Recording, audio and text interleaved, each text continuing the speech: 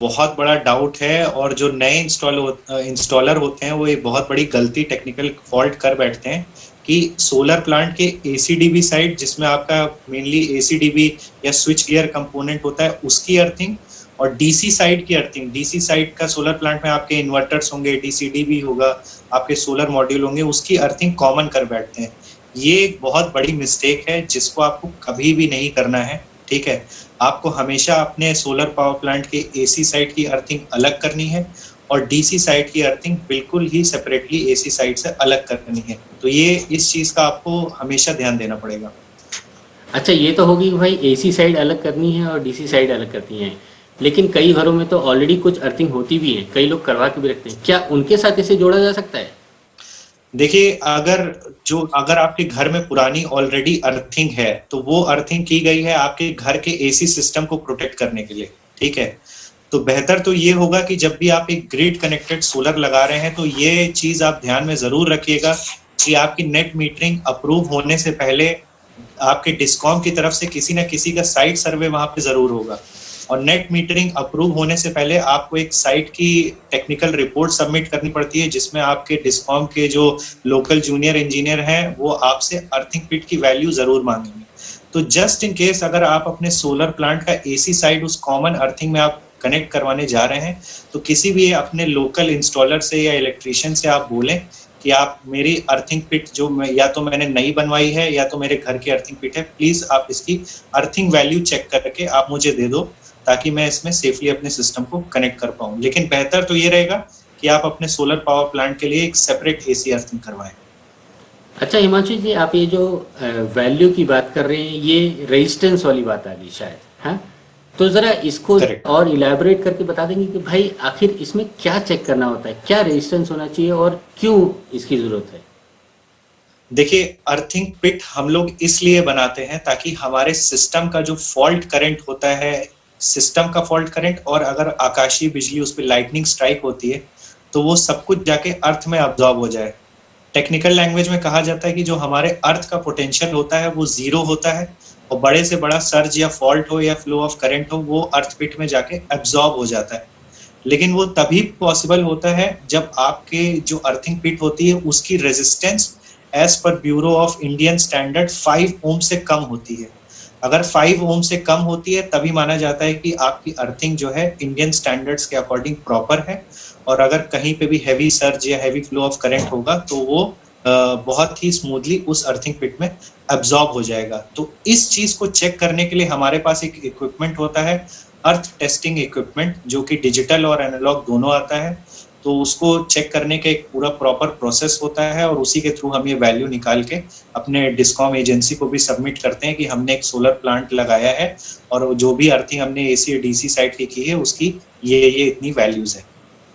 जी जी जी दोस्तों, यहाँ पे एक चीज़ और भी अपनी तरफ से मैं जोड़ना चाहूँगा कि जैसा कि हिमांशु जी ने हमें बताया कि भाई एक रेजिस्टेंस होता है और उसको प्रॉपरली चेक भी किया जाता है। इनफैक्ट आप लोगों की जानकारी के लिए मैं ये भी बता दूँ कि जब आपके उधर ये सिस्टम लगेगा उसके बाद एक इंस्पेक्शन भी होगा, कमीशनिंग रिपोर्ट भी बनेगी, जिसमें डिस्कॉम वाले भी उसकी पूरी चेकिंग करेंगे। उस वक्त ये जो रेजिस्टेंस की वैल्यू है ये वो पूछ सकते हैं, और इनफैक्ट वो पूछते भी हैं। तो आपको ऐसे ही टाइम पास का काम नहीं करना है, आपको जो भी करना है अच्छी तरह करना है, प्रॉपर गाइडलाइंस के साथ करना है, प्रॉपर स्पेसिफिकेशंस को फॉलो करके रखना है। क्या है कि ये जितनी भी चीज़ें होती हैं ये सब सेफ्टी इक्विपमेंट्स हैं। सिर सलामत तो पगड़ी हज़ार, सबसे पहले सेफ्टी। तो इस चीज़ का ध्यान हमेशा रखा जाता है, और इनफैक्ट जो आईएस स्टैंडर्ड्स की बात की है वो उसका इन्फॉर्मेशन हमने इस वीडियो के डिस्क्रिप्शन में भी दे रखा है। आप कभी भी फुर्सत हो आप वो जाके वहाँ से पढ़ सकते हैं। और ये जो अर्थिंग रेजिस्टेंस है इसको लेके एक सेपरेट डेडिकेटेड वीडियो है, उसका भी एक लिंक मैंने इस वीडियो में दे रखा है, तो उसे भी आप जाके देख सकते हैं। अच्छा हिमांशु जी, ये सब तो होगी कि भाई ये सेफ्टी इक्विपमेंट्स है और इसके कुछ स्टैंडर्ड्स हैं जिसको फॉलो किया जाता है। अब इसको कैलकुलेट कैसे किया जाए कि भाई मेरे को क्या लगना चाहिए, मेरे को क्या कितना होना चाहिए, ज़रा इसके ऊपर भी ज़रा इन्फॉर्मेशन बताएंगे? देखिए अजीत जी, इसमें मैं ये बता देता हूँ कि जो छोटे इंस्टॉलर हैं जो कि 1 किलोवाट से लेके 15 किलोवाट तक की इंस्टॉलेशन कर रहे हैं, तो उनके लिए मार्केट में स्टैंडर्ड ये है कि एसी साइड की आपको मिनिमम 3 अर्थिंग पिट आपको बनाने हैं। जिसकी आपस में जो दूरी होनी चाहिए वो मोर देन 3 मीटर्स होनी चाहिए, ठीक है। डीसी साइड की अगर आप अर्थिंग कर रहे हैं बिलो 15 किलोवाट या 15 किलोवाट तक, तो आपको डीसी साइड की भी सेपरेट 2 अर्थिंग आपको करनी है, ठीक है। लेकिन अगर आपका सिस्टम 15 किलोवाट से ऊपर का जा रहा है, तब आपको उस टाइम एक कैलकुलेशन करनी पड़ जाएगी, जिसमें देखा जाता है कि आपके एसी साइड का फॉल्ट करंट कितना आ सकता है just in case system fail होता है, और डीसी साइड में अगर सर जाता है, फॉल्ट होता है, तो उसकी एक अपनी एक फॉल्ट करंट कैलकुलेशन होती है, ठीक है। उस कैलकुलेशन के आधार पे हमें पता चलता है कि हमारे सिस्टम का कितना फॉल्ट करंट होगा और वेदर हमारा जो अर्थिंग पिट होगा इस फॉल्ट करंट को बहुत ही स्मूथली अब्सॉर्ब कर पाएगा कि नहीं। तो उसी के आधार पे हम क्या करते हैं, नंबर ऑफ अर्थ पिट को बढ़ाने की कोशिश करते हैं। तो अगर आप 15 किलोवाट के ऊपर से कुछ अगर आप कैपेसिटी देख रहे हैं, तो आपको इस कैलकुलेशन के आधार पे ही अपने अर्थिंग पिट की दूरी और अपने अर्थिंग पिट के नंबर को जस्टिफाई करना पड़ेगा। दोस्तों, जिस कैलकुलेशन शीट या जिस कैलकुलेशन की हिमांशु जी बात कर रहे हैं वो एक प्रॉपर एक्सेल शीट है, और वो एक्सेल शीट आप इस वीडियो के डिस्क्रिप्शन में जाके डाउनलोड भी कर सकते हैं। इस एक्सेल शीट में प्रॉपरली सब कुछ दे रखा है। आपको सिर्फ अपने वैल्यू जो इतने किलोवाट का आप सिस्टम लगवाना चाहते हैं बस वही डालना है, बाकी सारी चीज़ें आपको वहाँ पे बाय डिफ़ॉल्ट आपको पूरा कैलकुलेशन के साथ मिल जाएगा। अच्छा हिमांशु जी, बीच में आपने बताया कि भाई डीसी साइड 3 और एसी साइड 2, ये कुछ ज़्यादा नहीं हो जाता? इसका कुछ लॉजिक है क्या? जी अजीत जी, देखिए अगर सेफ्टी फर्स्ट एंड ऑलवेज ये माना जाता है कि safety comes first and always and every time, ठीक है।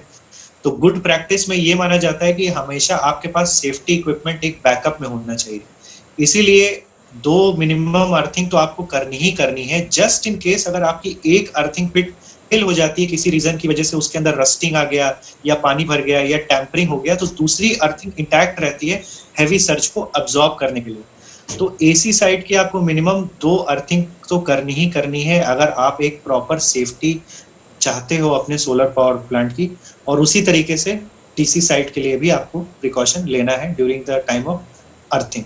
तो दोस्तों, 2 चाहिए या 3 चाहिए या कितना चाहिए, इसका ही पूरा हिसाब किताब इस एक्सेल शीट में है। जब भी आपके पास फुर्सत हो आप इस एक्सेल शीट को डाउनलोड कर सकते हैं, समझ सकते हैं। स्टैंडर्ड्स के भी लिंक दे रखे, आप स्टैंडर्ड्स भी पढ़ लीजिए। तो दोस्तों, आशा करता हूँ कि जो भी हिमांशु जी ने हमें बताया वो आपके किसी न किसी काम आएगा।